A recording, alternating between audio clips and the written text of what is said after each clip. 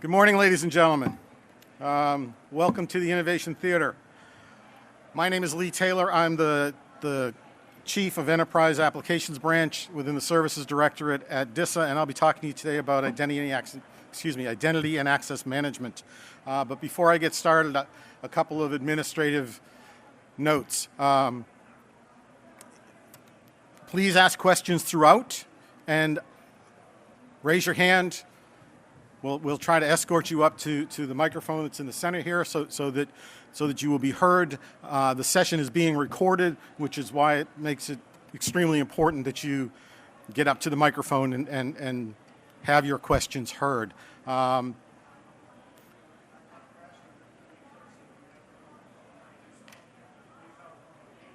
Okay. All right, so we've had some technical difficulties and have lost our PowerPoint presentation momentarily, so I'll just continue with the introduction. The session is being recorded, so you'll have the ability to listen to it again if you choose. If you're here for CPE credits, the gentleman in the black suit and red tie in the back with his hand raised will scan you in at the conclusion of the presentation to allow you to get the one CPE of credit for this presentation. And I see we're back up. So to my left here is one of my my lead engineer. He will assist me with answering questions if there's anything that I can't get the answer out to, and we'll hang around at the end if there's additional questions as well. Excuse me. So to start, a little bit of a disclaimer. I'm not in the habit of reading to you, so please take a moment to read the disclaimer as more folks file in. Sign language interpreter, sorry. Okay, no worries. You're good with standing? Yeah. Okay.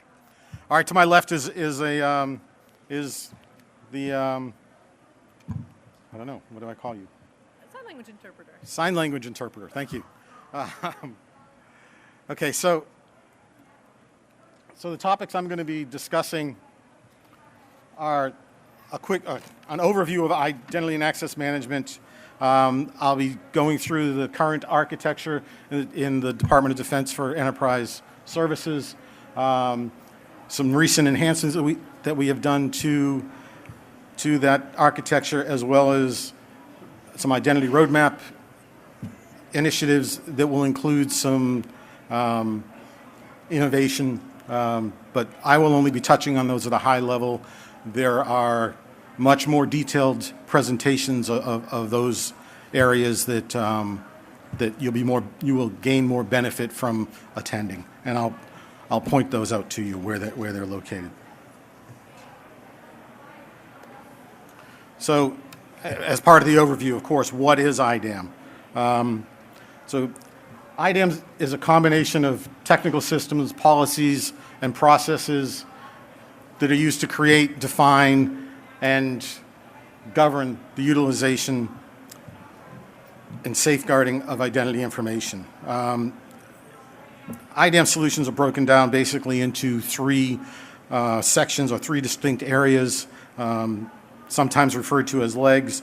Those are management of digital identities, authentication of users, and authorization access to resources.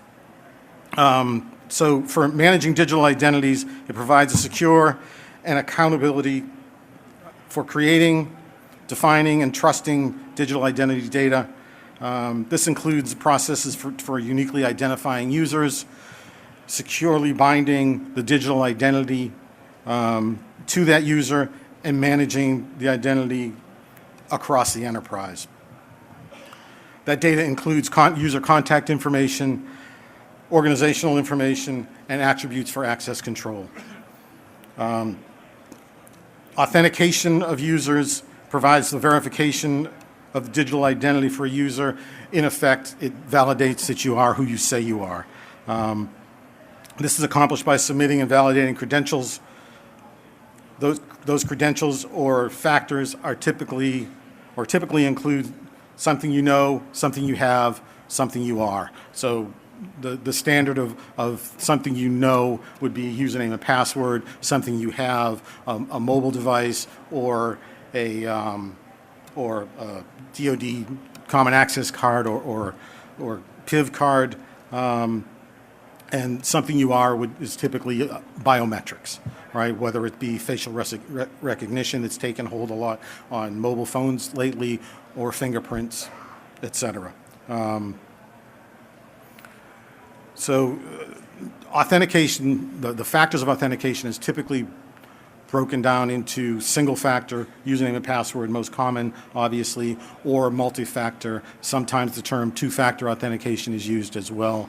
And what that typically means is that you're using two or more for multi-factor, distinct factors, something you have, something you know is the most common within the DoD, the something you have being your DoD Common Access card, and the something you know is the PIN associated with that card. But it could also be related to something that's used within the banking industry a great deal, where the something you have is your mobile device that's been registered with your bank, and the something that you know is the one-time password that they send you via SMS message.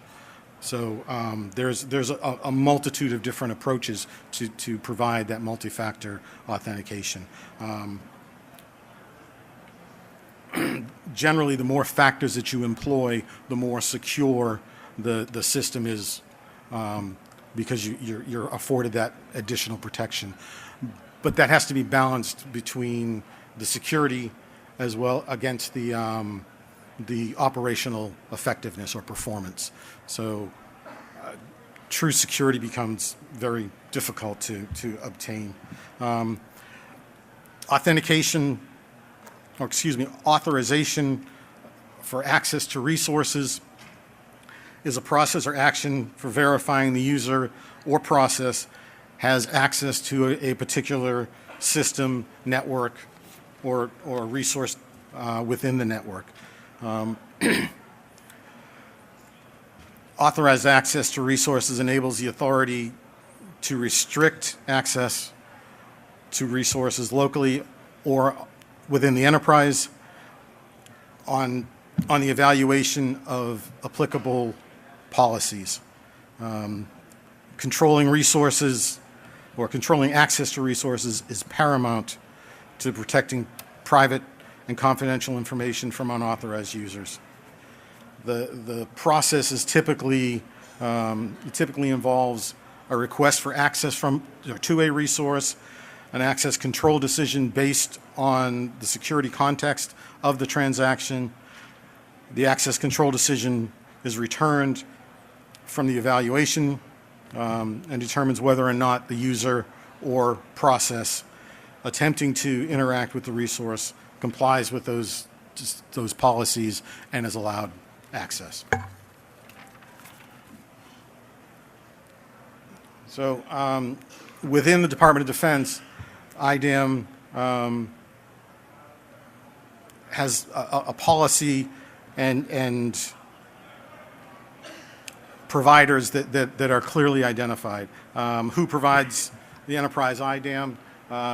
It's a combination of the Defense Information Systems Agency, the Defense Manpower Data Center, and in cooperation with the National Security Agency. Why we have IDAM is to provide enterprise services as a security discipline to enable the right individuals to have access to the right resources at the right time and for the right reasons. Policy for DoD IDAM is governed by the DoD Chief Information Office in coordination with DISA and DMDC. And there are some mandates that were provided by DoD CIO that mandate the use of certain enterprise directory services within the IDAM services or that are relevant to the processes and procedures for IDAM.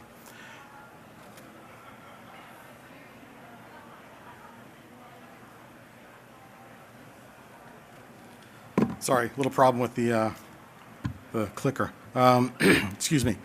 So enterprise IDAM services are broken down into the three categories that I've already spoken about. Sorry, I'm on the wrong slide.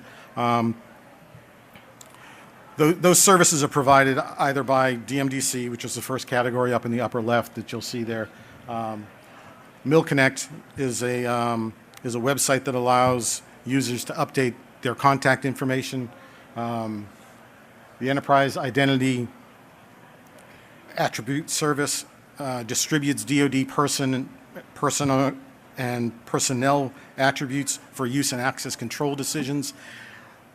While the data is used in access control decisions, this system is considered to be a management system because it mostly deals with the distribution of that data. The decisions still have to be made within at the system level.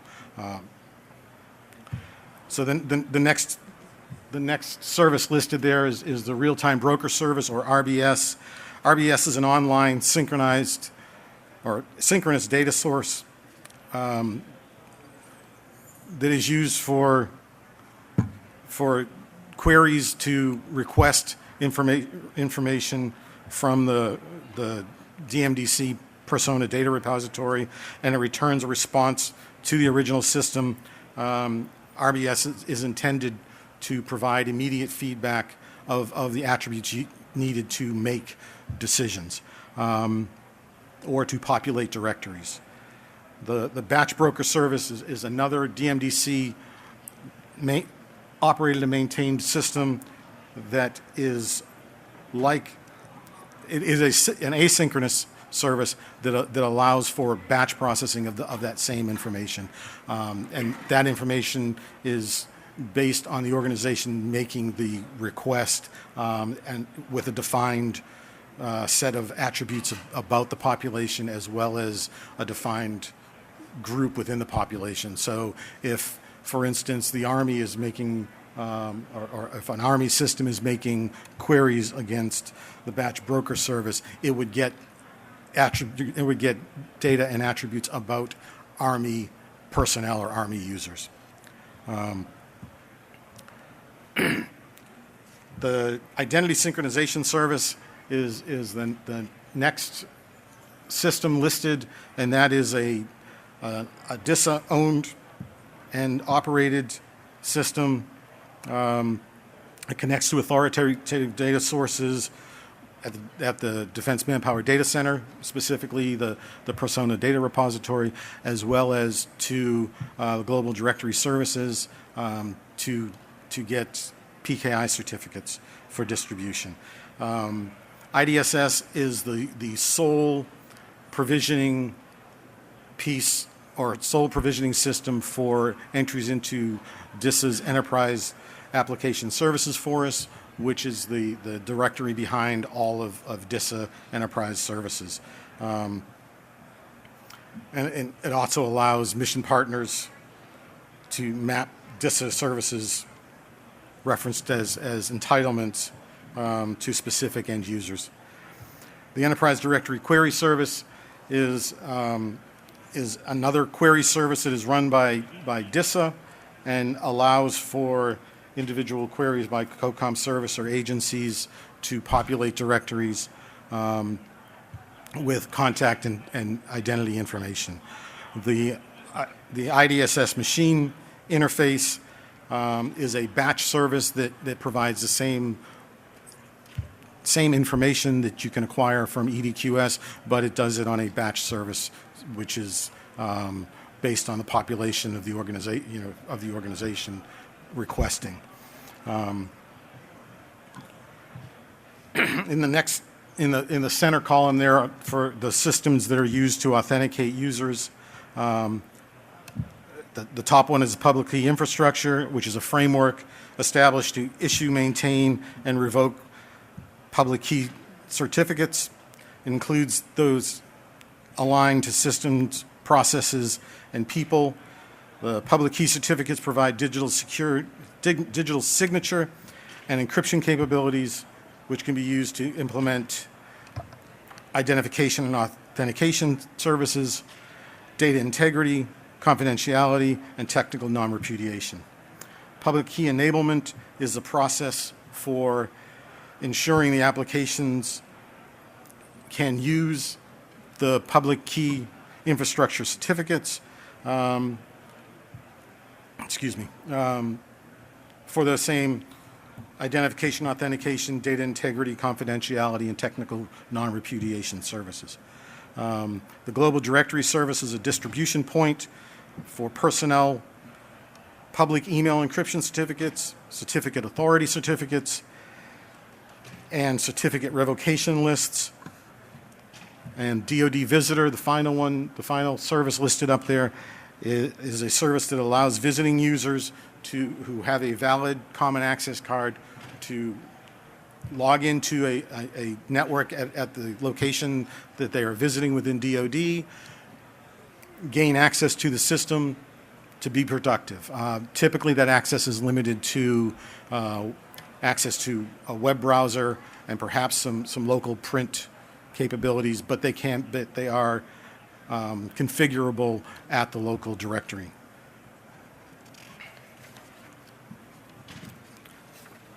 The Authorize Access to Resources column or leg of IDAM is basically, they are basically system level authorizations that are approved.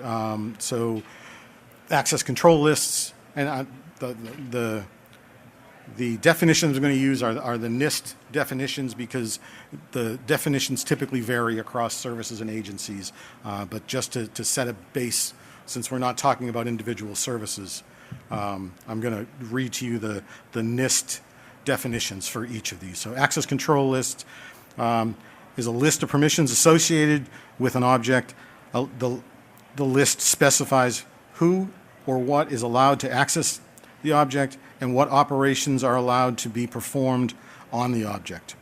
Role-based access control is a model for controlling access to resources where permitted actions on resources are identified with roles rather than individual subject identities.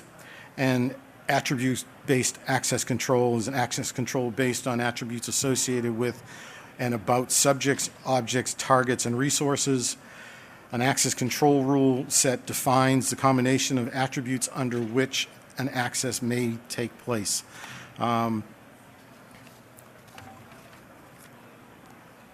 current EDS architecture, moving from upper left to across to the right, that upper left icon is a user. The user presents their CAC credentials to MilConnect, and as I stated, they can use MilConnect to modify their personal contact information. The data that's entered into MilConnect is then shared down to the red block there, where DMDC systems are maintained. It's within that data repository is where that's kept. In addition to the information entered to MilConnect, those three databases listed off to the left are representative of the services and agency personnel systems that also flow identity data into DMDC. So upon a service bringing on, say, the Navy bringing on a new sailor and issuing and getting a contract with them, bringing them into their personnel system, that information flows to the Defense Manpower Data Center, tied to their credentialing service, DEERS, and that sailor would then be issued a DoD CAC card. The same is true for agency personnel. So there's a bit of a back and forth between the systems where the authoritative data comes from the personnel systems. It flows to the Defense Manpower Data Center data repository, and then can be flowed out and shared from there to make access control decisions.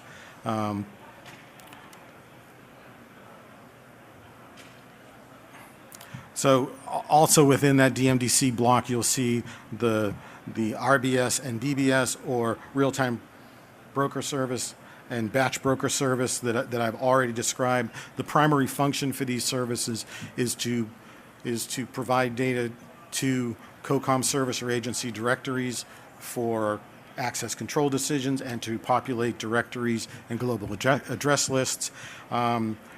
These systems also are used to populate the identity synchronization service, and in turn the enterprise application services forest with that same contact information. DMDC is considered authoritative or at least accountable for most of the data that's received within IDSS. The exclusion of that is the PKI certificates, in which case the Global Directory Services up above they are the ones who mint the certificates that are used for PKI and flow to IDSS. There is not a line indicated here, but GDS data has also flowed to DMDC. Excuse me. So IDSS, upon receiving or taking in all this data from DMDC, transforms that data from a person-based set of attributes into a persona-based set of attributes. So the difference between a person and persona, right? So while I am Lee Taylor, I also have the persona of being a DoD civilian. The other common civilian or the other common personas would be military or contractor or foreign national, foreign military, and those personas are used to help determine what you may or may not have access to. It's just one of many attributes that's flowed. DoD made the decision to go persona-based quite some time ago because there are multiple. There's a fair population within DoD that have multiple personas, whether they be a DoD civilian or a DoD contractor that's also in the reserves or National Guard. They would have both their civilian or contractor persona in addition to that military persona. And those different personas may permit them or create a situation where they have a need to know for certain access or system decisions or need to know certain information, whereas the other persona may not. So in a military role, you may need access to command and control systems, but as a contractor, you may not. So if upon the completion of your military service, you would lose that military persona, the contractor would automatically have their access to that command and control system removed. So that's the basis for why those decisions were made several years ago. So moving on to the other components within IDSS, IDMI and EDQS we've already spoken about. Again, they're used to populate COCOM service or agencies directories with identity and contact data. IDSS also contains a web UI that's known as the Defense Provisioning Online, or DEPO, and that website is used to assign what we call entitlements, which are just attributes that allow you access to different services within the services that are listed up there. The most common is probably the size of the Defense Enterprise email mailbox. So anybody with a DE mailbox has an attribute set by their entitlement manager to establish that. So the Enterprise Application Services Forest is the Active Directory forest that sits behind Defense Enterprise Email, Defense Enterprise Portal Service, Defense Collaboration Service, the Enterprise Privileged User Authentication Service, and Virtual Desktop Initiative or infrastructure. So some recent enhancements to IDAM. The Enterprise Privileged User Authentication Service was just stood up to this past year to assist with providing more security for our privileged users. It provides for PKI certificate-based two-factor authentication to gain access to systems that are maintained within privileged user access to systems that are maintained within DISA data centers. In conjunction with that, the virtual desktop initiative was established to replace the current out-of-band network, virtual private network, and provide each privileged user with a non-persistent, secure baseline desktop every time they log on to the out-of-band management network. This virtualized instance is deleted upon logout, but any user files that were uploaded are allowed to persist for and retained for subsequent sessions. So the security that was afforded by implementing these two systems, migrating to EPAWS resulted in an 80% reduction in the number of privileged user accounts on DISA-owned and managed systems. So essentially, we went to a centralized privileged user directory service that allows you to log on to any system that you have access to, and that's based on a role-based access control model. All the local accounts have been removed from those subsequent systems. And migrating to VDI improves security because it prevents non-compliant systems from connecting to our out-of-band network. So it reduces the possibility of an infected system connecting because we maintain that baseline. There's here in the Innovation Theater tomorrow at 8:15. There is a more in-depth discussion or presentation of EPAWS and VDI. So please, if you have more interest in that, please come attend. Ms. Tara Moore will be presenting. And she will have a panel of engineers to assist.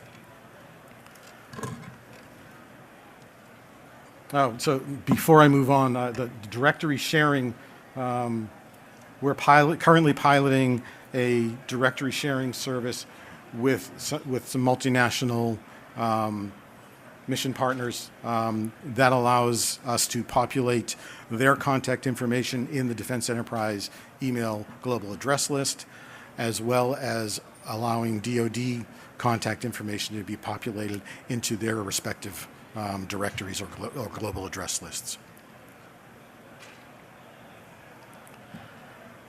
Excuse me. The idAM roadmap. So there's a few things on here. I'll give a quick overview of a couple of things for FY 2018, the Assured Identity pilot, as well as the Purebred Mobility Security Credentials. But I will only briefly touch on those because there is a much more in-depth presentation later this afternoon that you'd be much more beneficial to attend.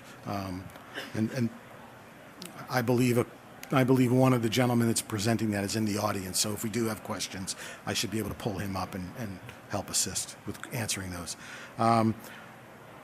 So the conditional attributes to reduce PII proliferation, this is something that within DoD we're exploring, trying to determine the use of the best use cases for using things like the attribute of over the age of 18 as opposed to providing a user's date of birth, just to try to limit the proliferation of PII.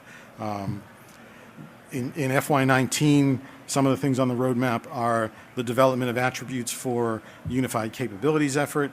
So the Enterprise Collaboration and Productivity Service, or ECAPS, is starting to roll out. The first phase of that is the Defense Enterprise Office Suite.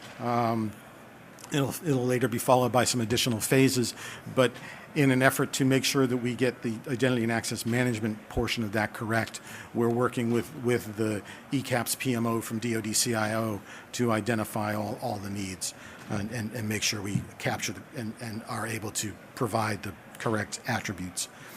The next item listed up there is certificate reduction. So the current Common Access Card has 4 PKI certificates on it: a DoD Identity Cert, a PIV Authentication Cert, which is hidden on most CAC cards. There's also a email signing cert or a signing certificate and an encryption certificate. The intent of the certificate reduction initiative is to eliminate the DoD ID cert and replace it for authentication exclusively with the PIV authentication cert. There'll be a big impact to a lot of applications in the way they allow authentication. We're expecting we're expecting the DoD CIO to sign the memo that's in draft form right now within the coming weeks. And then there's a planned 18-month rollout after signature is applied to that memo. The intent is to unhide the PIV auth cert for all CACs that are issued.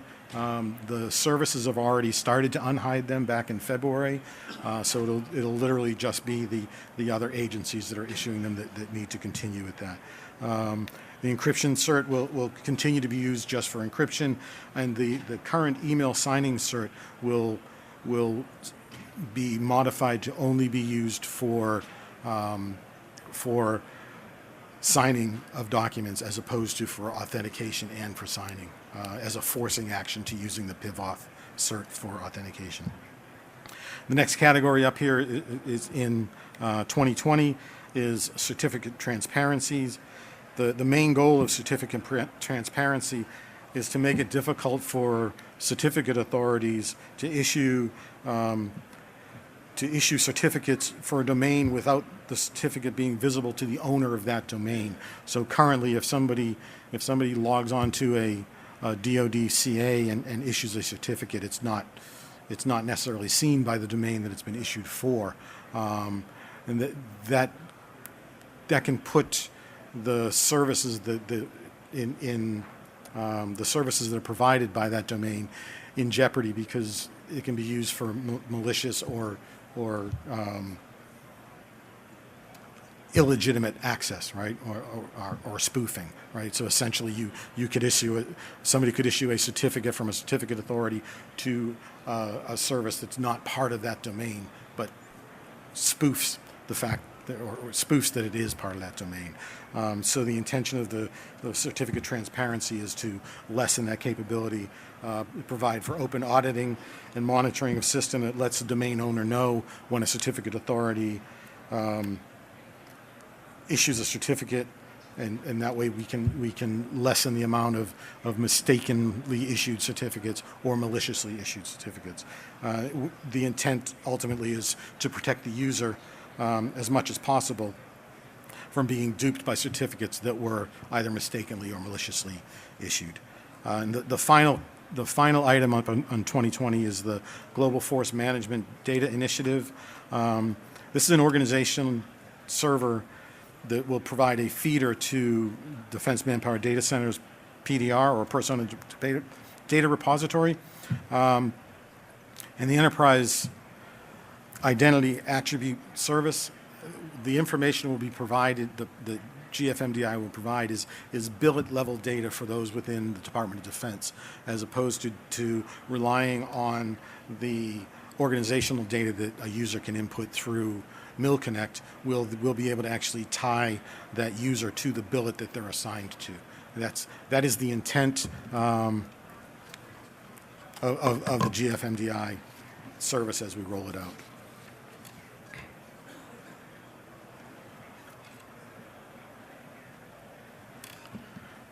So some IDAM innovations and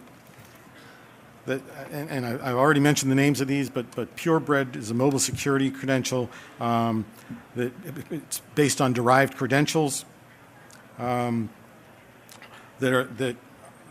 those credentials are based on the DoD PKI certificates. The system itself is comprised of a key management server, as well as a set of applications that are on the mobile device or are loaded to the mobile device. And it separates key management from device management. The assured identity, I'll touch a little bit more on assured identity, but it's a concept of establishing and continuously validating digital identity, assigning attributes to that identity, and strongly associating it with the individual or trusted device. So I'll talk a little bit about those categories that are listed up there on the next slide.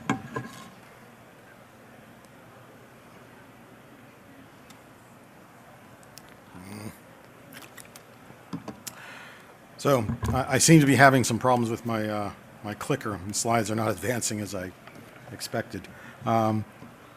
So the types of authentication, right?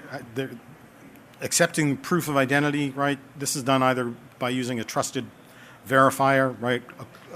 A credible person with firsthand evidence. So if you've ever been issued a CAC, you literally have to go to an office and present your driver's license, a second form of photo ID, a passport, or a list of other documents to prove who you are. And that action is taken by a trusted identifier. Another possibility is the use of PGP, or pretty good privacy, and that's a public certificate-based methodology for a peer-based trust. Comparing the attributes of an object to the object itself is another method of authentication. Typically, this is done for currency or financial instruments, where you literally compare to see if there's watermarks that are supposed to be on there, or a holographic image. Finally, documentation, such as certificate of authenticity, evidence logs, trademarks are also used to affirm authenticity. Biometrics. What are biometrics? So biometrics are a measurement and analysis of unique physical and behavioral characteristics, especially as a means of verifying personal identity. So within the IT world, we consider biometrics as a form of identification, typically for access control. Sensors in recent years have become much more elaborate. So in many cases we've seen on television where somebody will copy a fingerprint on a piece of tape and tape that down onto a sensor and gain access. Thankfully, sensors have gotten a lot more elaborate in recent years, and it's not just a matter of reading the fingerprint, but there's secondary and tertiary sensors that are built in to see if there's a temperature associated with that fingerprint, or if there's veins present behind the fingerprint. And that's just a means of reducing the instance of false positives.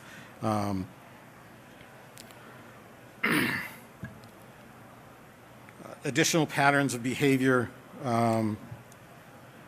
include typing rhythm, the gait as you walk, your voice patterns or speech patterns. These behavioral biometrics can also be used to authenticate users. Oops. All right, here we go. All right, so constructing an assured identity. In order to construct a secured identity, there's typically a device involved as well, right? And a key is burned into the hardware of the device. Continuous multi-factor authentication is used to constantly verify the user's identity by collecting and validating data points of the user and comparing them against stored data. Those data points are biometrics such as facial recognition, gait, voice, the device orientation, or how you're holding a particular peripheral device, what peripherals are attached to those devices, what your GPS coordinates are, what network you're connected to. All of these factors are combined together to create what's known as a trust score. And that trust score is then measured against stored data to determine if you can log on or in fact stay logged on. As I said, this is a continual collection and analysis of this data. This approach is far more secure than the point-in-time type of authentication that we typically use for authentication these days, where you present your CAC and PIN and are allowed to log into a system. There's a more in-depth discussion of this capability or of the Assured Identity program at 13:30 today in the Cybersecurity Theater. Brandon Ishke and Jeremy Corey will provide that presentation, and I believe Brandon was here earlier. I don't see him in the audience now, but he is still here in the audience. So if you have questions now, I'm sure I can pull him over and help him to answer. Sir, if you've got a question, could you step up to the microphone so that you can be heard? Back on slide 9, you had something called certificate transparency. And yes, could you just review a scenario where that would apply? I'm a little confused about how that could possibly happen if you are in a situation where you're issuing certificates with multi-party control. I'm searching for an engineer to give you a more in-depth definition. So the typical issuance from a certificate authority is generated, and yes, there are multiple people or multiple agencies involved in maintaining that. But since there isn't any tie back to the domain from which the certificate is issued, there can be instances where somebody goes in and mistakenly issues a certificate for a web server that's not within the domain, but has that certificate domain identified on the certificate. So what happens is when somebody pulls up a website, right, and looks at the certificate, it gives the DoD.mil certificate, right, or the DoD PKI certificate, because that's what was issued to that server. But the server may in fact not reside within the DoD domain, right? So moving to certificate transparency lessens the ability of nefarious players to do that. Does that answer your question? Thank you. So I'm at the question and answer stage. So Marie, if you've got a question, please. Good morning, sir. Good morning. I wanted to follow up and get your thoughts. This was a fabulous briefing, by the way. It took many whiteboard sessions with me and Peter and kind of compiled them into the overall view. So thank you. I've learned a lot from this. It was a really good presentation. Thank you. I'm not sure whether you're familiar with it, but the Army released an RFI for idAM as a service. The responses went back in the end of March. And Grimmer Technology and Operations answered it in kind of a unique way.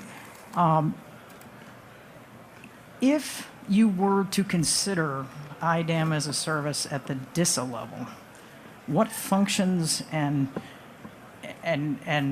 processes do you think would allow for idAM as a service? And I'd like to hear really your thoughts on DISA potentially grabbing hold of that, or whether you think that's more of an inherently government function. Right. So, please. Right. So, Marie, currently it's a government function. Absolutely. Whether or not DISA will take that on as something that we contract out or send out an RFI for, I really can't speak to. As you know, my programs are in sustainment, so any initiatives like that come out of the DISA business development area. So I'm going to have to defer to the business, my counterparts in business development, because I don't know what they have on their roadmap. I'm sorry, I can't provide more information on that. Do you have a question? Oh, okay. I've got another one if nobody's going to jump up. Okay. You mentioned Depot and Yes. Moving to DIOS, moving to more enterprise services from DISA. Do you see us sticking with Depot as far as managing entitlements and provisioning? So it is certainly one of the things that's being considered, but DIOS, or the Defense Enterprise Office Suite, has just itself gone out for RFI. So while we have had many requirements gathering sessions with DoD CIO and DISA and NSA to determine how best to meet the IDAM requirements for DOs and for the greater ECAPs. We haven't determined whether or not clearly there needs to be an interface for entitlement manager or somebody with the role similar to that to assign roles and assign entitlements for the various services, but we really have not made a determination for whether DEPO is the best solution. It is certainly being considered, though.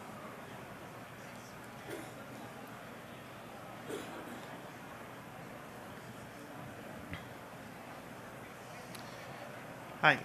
You talked about multiple personas, Yes. and one scenario that I've seen and encountered quite a bit is access to different networks on, say, different services. And one example of that is maybe having two email addresses, an Air Force and an Army email address, but there only seems to be one certificate on the common access card associated with that email address. Are there plans in that roadmap to fix things like that if you happen to have all of those different personas on your card? So if you have different personas, you actually have different cards as well. So in what you've described, where you have an Air Force, I would assume, say, an Air Force contractor and an Army reservist, right? We'll just go down that to address the two services.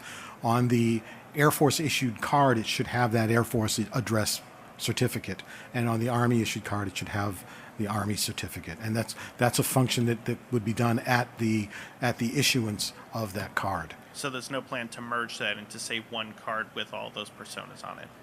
There's not. Okay. Not that I'm aware of, no. Okay.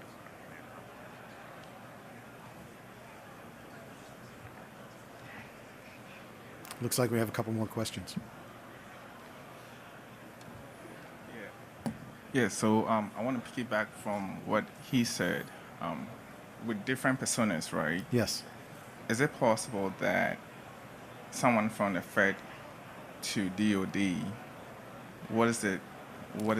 So, in order so the Department of Defense has its own credentialing service that's run by Defense Manpower Data Center, and that's where the DoD CACs are issued. Other federal agencies either issue their own, or they go through GSA. I believe the service is called U.S. Access for smaller agencies, so that they can be issued credentials, and that's really just to prevent the smaller agencies from having to stand up their own full-blown credentialing service, which is rather expensive. So there are two separate credentials, so there won't be any merging of the two of those. But in order to gain access to a DoD system with another federal PKI certificate, there is a system in place, also run by DMDC, and that is the Federated Bridge. And the intent is to bridge the gap between those types of authentication services.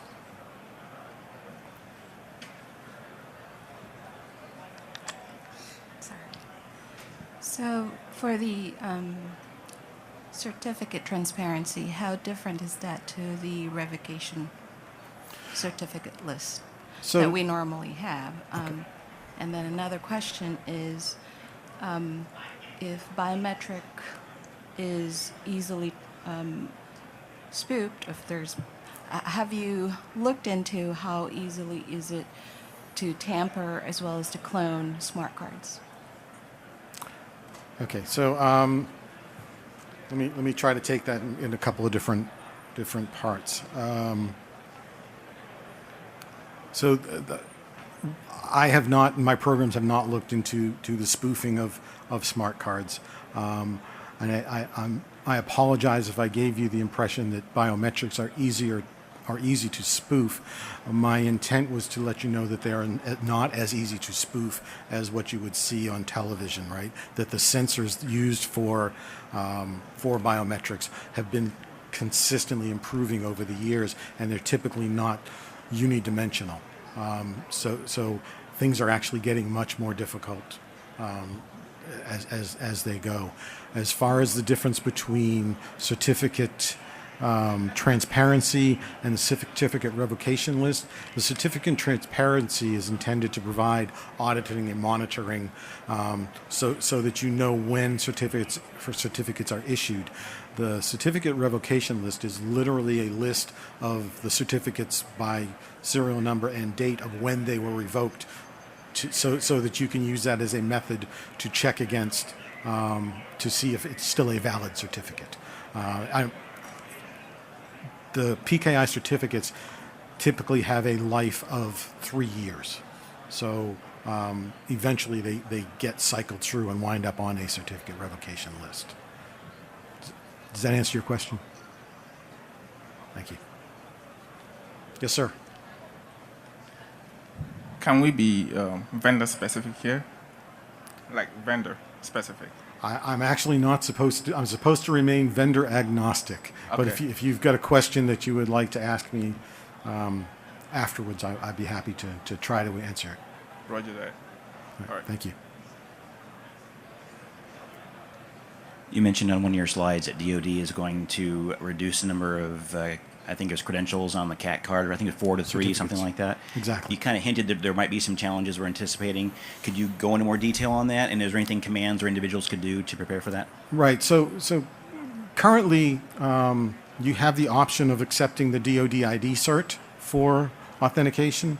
You can accept the PIV auth cert for authentication, or the DoD signing cert.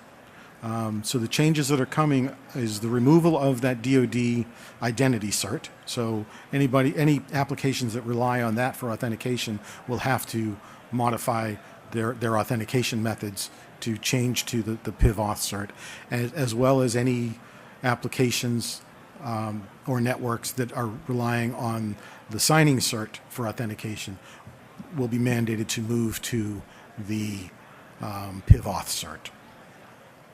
Is that good? Thank you. Chris? Certificate transparency has a lot of questions. There's definitely a tie-in you could see with DNSSEC for the entire department. Right. Is that an idea, or is it just completely unrelated? I'm not sure I have an answer for that, Chris, but I can put you in contact with Julian.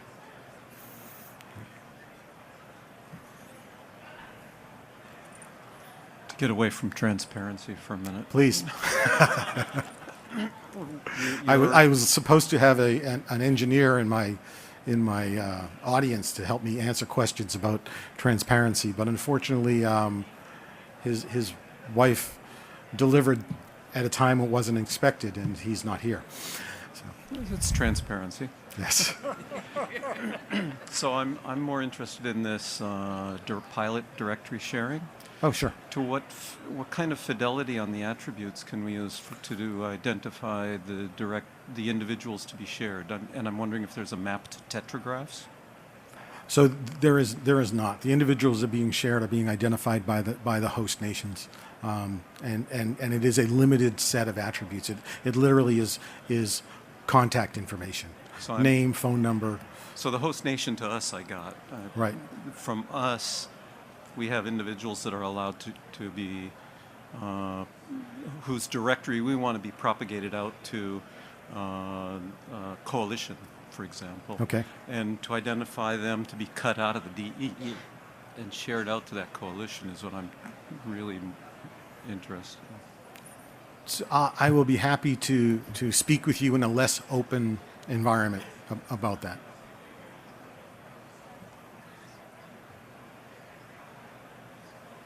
Any further questions? Ladies and gentlemen, thank you for your time. I hope it was worth your while.